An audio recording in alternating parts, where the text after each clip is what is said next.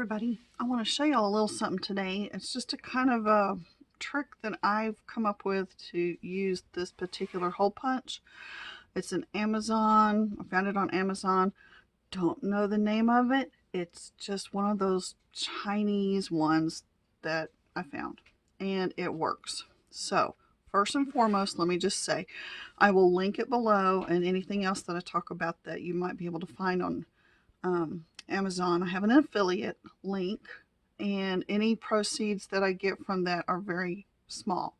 But if you do purchase anything from that affiliate link or whatever you find on Amazon, I appreciate that because I do get a little bit of income from that. That way I can continue to buy more stuff for my planners. Anyway, I'm going to look at these two particular sizes today, the A5 and the B6, and how I punch the holes in both of these. And I get a very good punch every time. But when I use this particular punch, I have to give myself a little bit of help in the form of a jig or template or something like this so that I can actually get them correct every time. This is what I'm going to do. First of all, before I show you the template part, let me show you the actual punch. I'm going to do my very best to get, in fact, I'll stand up so that I can make sure that you can see what I see on the inside. The inside of this, you can see the 6 different punch mechanisms down there. Right now, I have it set at a B6. The B6 size is what I'm going to do today. To change that size, these little rivets right in here, or little spaces, you can put your fingers on that and move these mechanisms back and forth. I'm going to put it back where it was. It also, do my best to show this, it also has sizes. I have written with a Sharpie, my A5 is the furthest up at the top configuration. The next one down is B6. And there are others I don't use, but you could for the smaller ones. On the front are these indentations. One is for the very middle, and then this furthest one is a B6 size. The other configurations are there. If you know the center of your paper, you can stick it right in, center it, and punch. If you want to look at these to gauge, for example, I'll pull the B6 sheet of paper out and put them there. You can see that the B6 is close. This is a Kiki K piece of paper from her notebook. It is slightly larger than what is on the actual punch. That's why I made the jig. Started out with this piece of paper that I folded in half, and I taped it to the very bottom of the punch, the hole punch. Tried double-sided tape, that didn't hold. Regular Scotch tape, it's okay.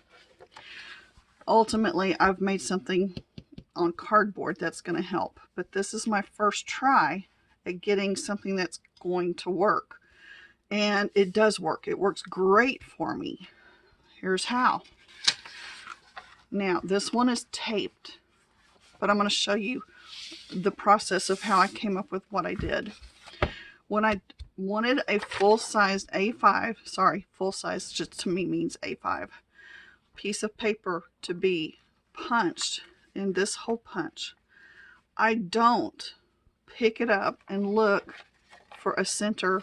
Neither does my piece of paper have a center. None of them do. I wanted something I could look down upon and just eyeball my top and bottom edges as I put it in the punch and line it up.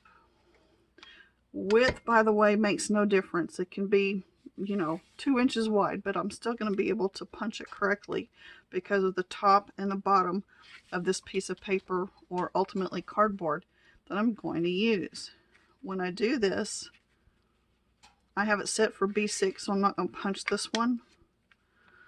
But ultimately, I will get the correct punch on all of my like 4 or 5 sheets of paper that I'm punching at one time. This, by the way, punches decently for 4 or 5 sheets. This is not a premium, expensive hole punch.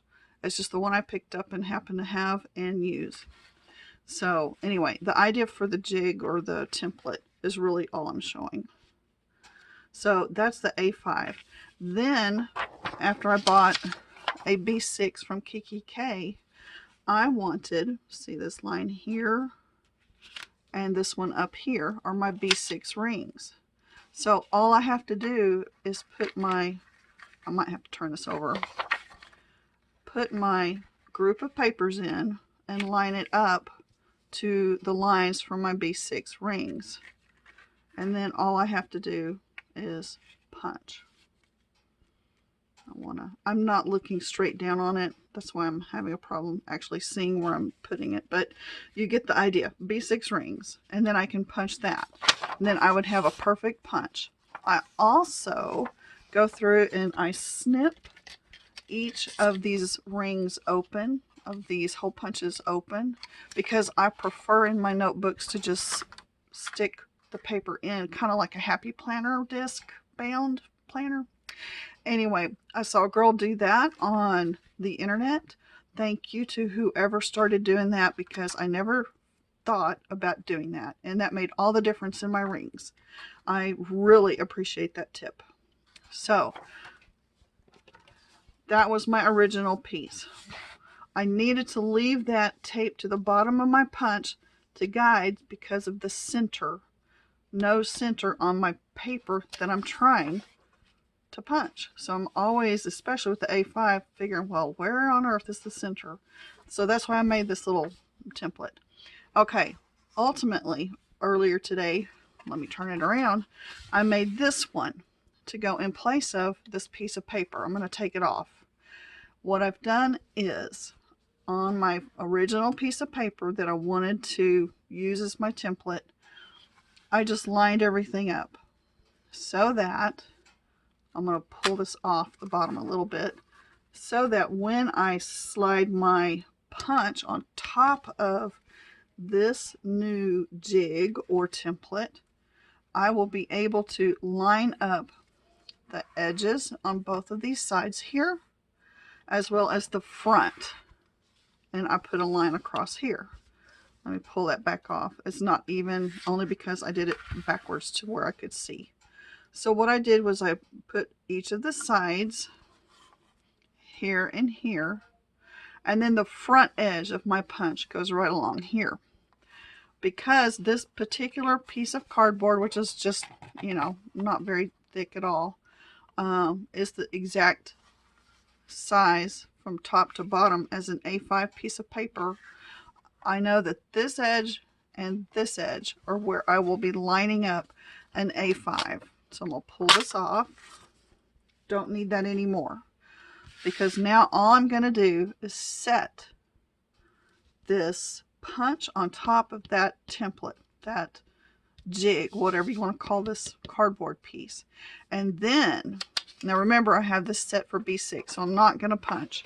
But then all I would have to do is put it all the way in, line it up top and bottom, punch. And I would have all of my pages line up. Same thing with my B6. I would look at where I have drawn in, let me flip it, my B6 paper size guideline, I guess. And all I have to do is put it all the way into the punch, hold it, and punch.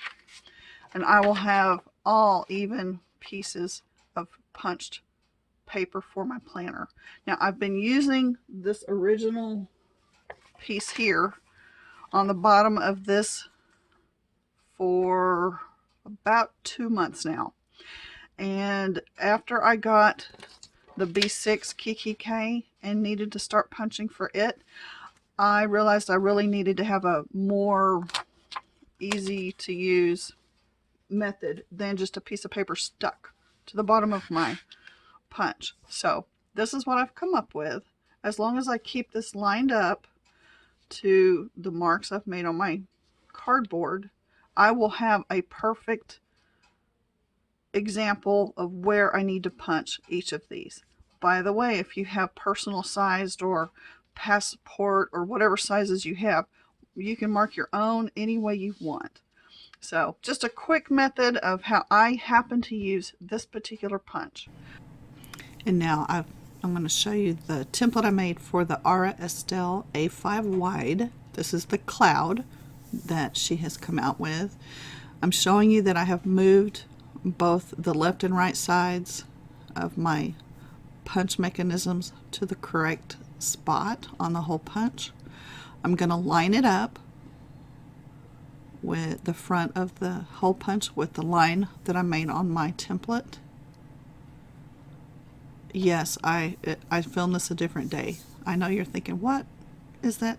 That's not red nail polish. Anyway, I'm going to hold 3 or 4 sheets of paper here, pushing it up and down just to align it with what I feel the template below, matching it up, punch it, and then I have all of my papers lined up. I did a whole stack that way. Please do not forget that you do have to change your sizes before you punch, and I would use a test piece of paper first before I punch anything to make sure that I have it correct. I hope that helped y'all. Thank you for watching. Bye-bye.